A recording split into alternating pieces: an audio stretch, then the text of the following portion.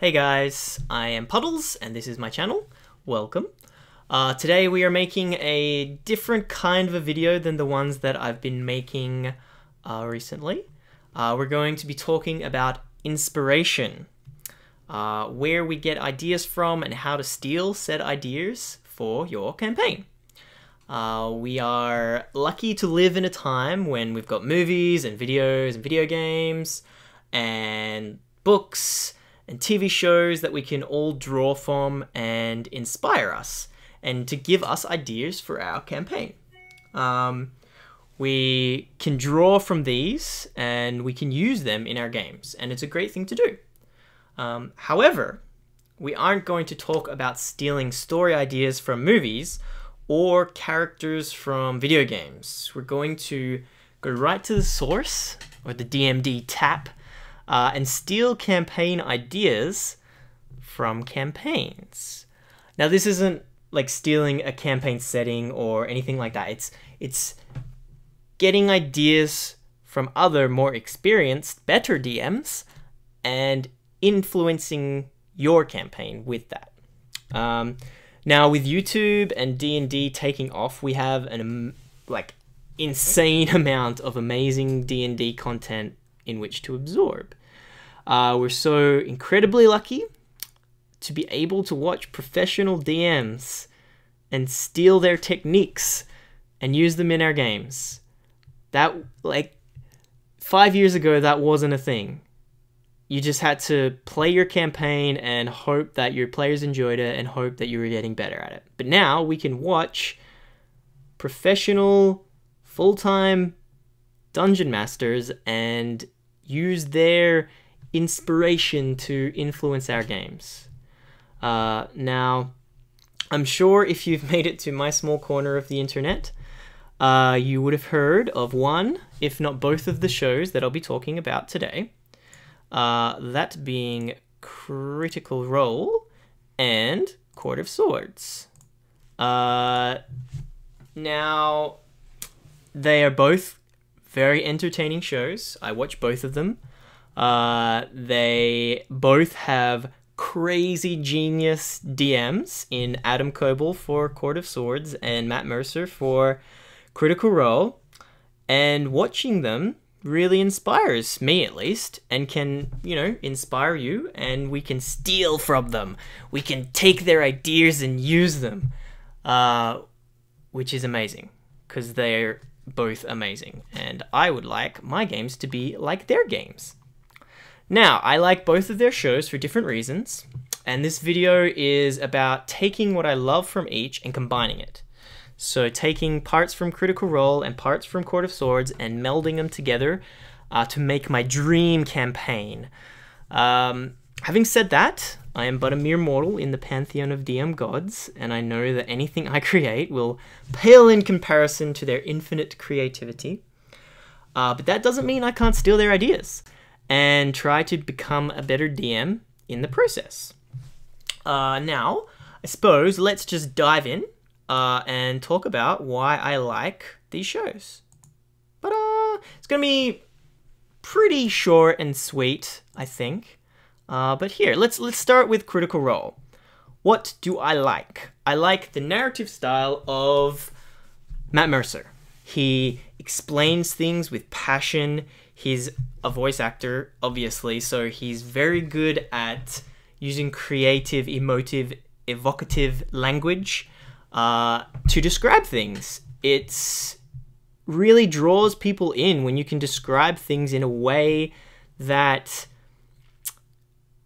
brings them in, makes them interested. And he has very good overarching narrative stories that are awesome. They're just amazing. He's very good at building a story and making it interesting and getting the players involved in said story. I like his DM descriptions when he's describing characters or places or battle actions. He's very passionate and energetic, and I want to be like that when I'm describing these things. So those are things that I want to steal from him and bring to my games. He's an amazing voice actor. He can he can have three characters going all at once, and you can tell who is who, and he's talking. It's just one person, but it feels like there's three. Obviously, I need to practice on my accents and things like that, but those are things that I think make the game better, so I want to try get better at them. I like that he uses music to build tension. I think music is very important in D&D, or just in general. Music really helps people connect emotionally to things. If you've ever watched a movie that doesn't have sound, or like the soundtrack has been removed, you don't feel the feelings that you felt anymore. Like if there are like YouTube videos of ET without sound and stuff, and it's you don't feel those feelings, and music brings that to the game. It can bring tension, it can bring adventure, it can bring all of these different emotions, and it helps with those things. And Matt does that very well, and I would like to steal that idea from him. He's good at creating memorable PCs, recurring PCs, and he's good at building like a community around the group, which I think is good. I think that's great. And he's good at building a world that is dynamic and has all these moving parts. And he likes his storyline to focus on the players. So obviously there are things happening in the world, but his players are the ones who have to deal with it. He, like with his NPCs, he gives them help and stuff like that. But I have found in my games that when you make the story around the players, they have more fun. They are more involved. They want to, like, they're more invested in it, obviously, because it's about them. So that is another thing that I really like from his games that I would like to bring into my games. There's like a million things that he does amazingly that I could just list off and off, but then we'd be here for an hour, and I'm trying to make these videos a little shorter, so I'm just stopping it there. Cool, so those are his things. He's very good at explaining things in a passionate way. He's got good voices, he's good at creating NPCs, and he focuses on the players whilst using music to do so. What's good about Court of Swords? The setting. Oh my god. Adam Koebel is a freaking genius. His setting for Court of Swords is amazing. If you haven't checked it out, you totally should. But it's just, I don't know what it is about it, and I don't think I could ever emulate it. It just is, for one, he's not using like a Western style, like knights in shining armor. It's all set in like an Asian setting, which I think adds a huge, it makes it feel so much different. It's also very dark. It's very gritty. It's a really good setting, and like I can't possibly describe why I like it in this video, but I'm just gonna say that I like it and I want to emulate that. If I can't describe it, how am I gonna emulate it? I don't know. I'm just gonna try. The brutality. He rides his players very hard. There's been lots of deaths in this show, but they've sort of changed that a little bit. He doesn't let his players have a chance to breathe, really. And when he does, he basically after they've had their breather, it's straight back into it. He's very good at making just taking away all of their resources and just throwing just enough at them that it's terrifying, and they're just getting dragged through all of these horrible things that are happening to them, but it's so entertaining, and so, like, as a player that would be fun, because when they do make it through, it's so rewarding. So I kind of like the brutality and how much he really expects of his players and puts them through, I suppose. So I would like to include that in my game. He has very harsh consequences for actions, and he sort of combines that with giving players two choices, or like multiple choices, and having to pick between them. So he'll give them two bad options, and they have to pick the better of the two. Like they're going to be screwed no matter what, but they have to pick one and live with that and deal with that. And it's very consequence driven. Things that they do affect the world, and they're worse off because of it. but that's what happens when you do certain things in certain places. Like he doesn't pander to the players. Not that I'm saying Matt Mercer does. I'm just saying, like, myself, I probably am a little easy on my players, so I could definitely do with making the campaign more brutal and more consequence driven, because that's what I like. And the picking the two evil choices, or the best of two evil things, it's so perfect, and it really builds this conundrum and dilemma in your campaign between your characters. They don't know what to do. It's just great. I really like that, and I would like to learn how to bring that into my campaign. He's introduced a new experience system, which is goal-based as opposed to combat, and it's player-oriented goals. The players decide what their goals are, and he gives them experience if they meet those goals, depending on how hard they are. Is, I think, the best experience system that I've come across. And it makes the players think about what their character wants and actively go out and do it. So it's putting the onus on the players, and you can support that, and obviously if there's something that they want, you can facilitate that to build the story, but now they are more invested as well. It's not just you giving them a story and telling them what to do. They're like, oh, I want to get this weapon, or I want to kill this guy. Like, they are building the story themselves, which I really like. And then combat doesn't seem as important, which is, you know, a thing with D&D, that if you don't kill things, you don't get levels. So people always want to kill things. So I think that's a good workaround. And he does this awesome thing where he gives his items stories and history, and and includes them in the story. There's one item that is a major part of the story, which was a random item that he rolled. I just think that it adds to the setting as well when you give your items history and significance in the world, which is awesome. So these are the things that I love about these shows. So how would I create my ideal campaign? Well, in terms of my characters, I would want the items that have history. So anyone who gets a magical item will have an item that has a backstory and a name and a history that is relevant to the world. I would use the goal-based experience, because I think that's just great. It really brings the players into the game, and I would give the players hard choices that they have to choose between.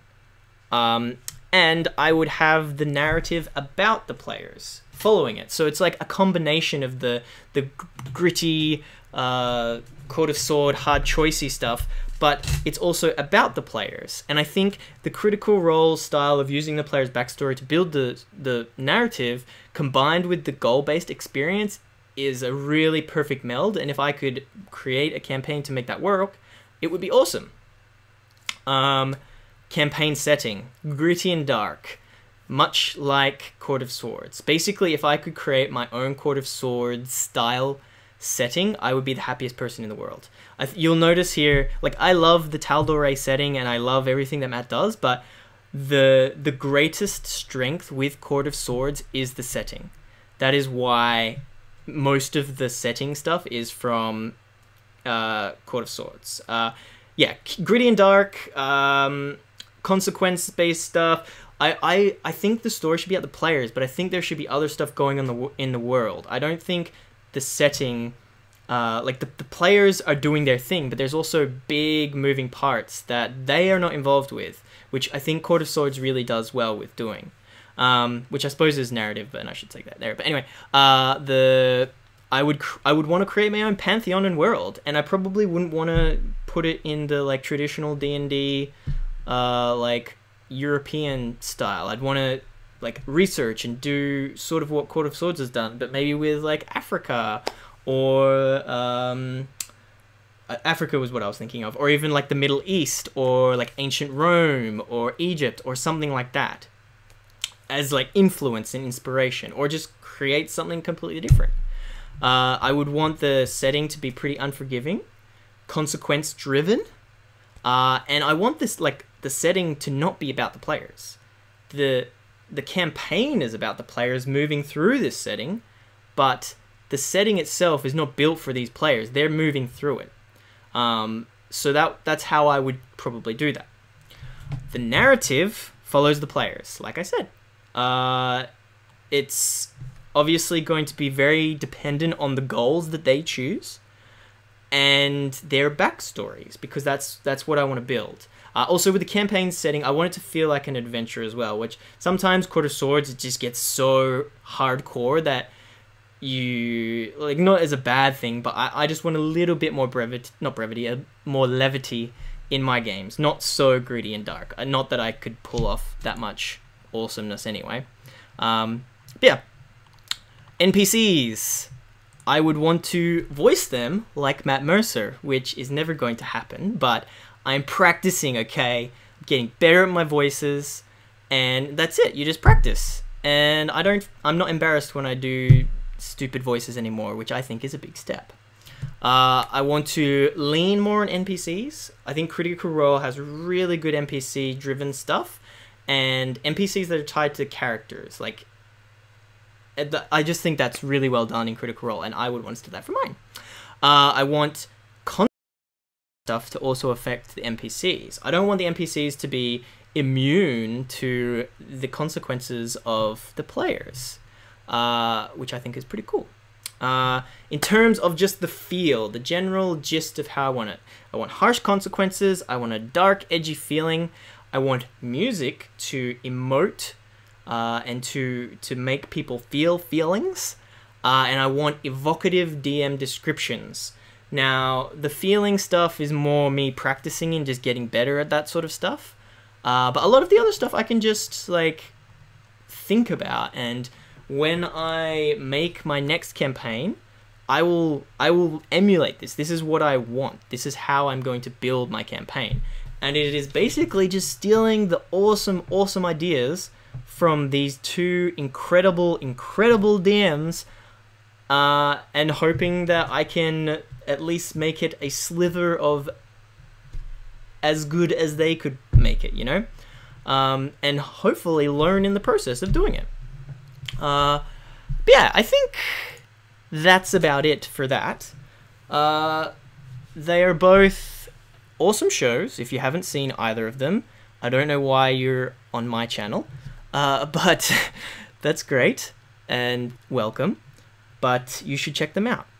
And yeah, I suppose that's it. I've been rambling for a bit. I'm going to stop and hope you enjoyed.